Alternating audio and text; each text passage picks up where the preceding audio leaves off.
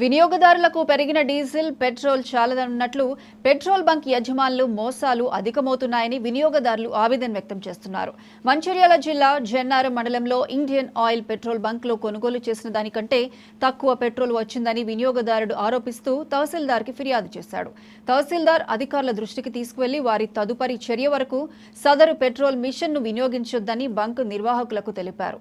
అదేవిధంగా ఆన్లైన్ కానీ పెట్రోల్ పంపుపై విచారణ చేయనున్నట్లు తహసీల్దార్ చెప్పారు.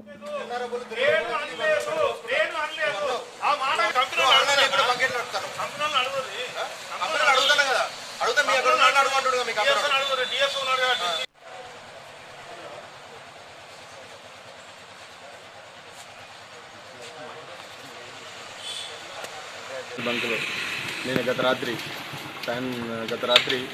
పెట్రోల్ పోసుకోవడం జరిగినది. దాన్ని అది పెట్రోల్ చూస్తే నాకు తక్కువ వచ్చినట్టు గమనించి నేను యజమానికి ఇన్ఫర్మేషన్ ఇవ్వడం జరిగినది.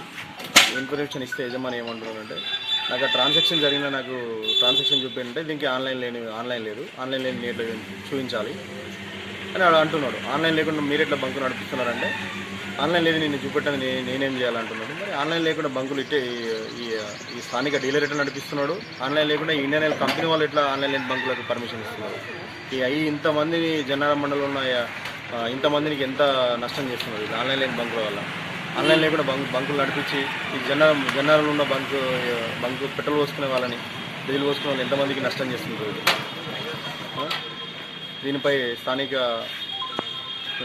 అధికారులకు ఫిర్యాదు కూడా చేయడం జరుగుతుంది. ఈరోజు దీనిపై చర్యలు తీసుకోవాలని బంకులో నేను గత రాత్రి నెల్లూరు జిల్లా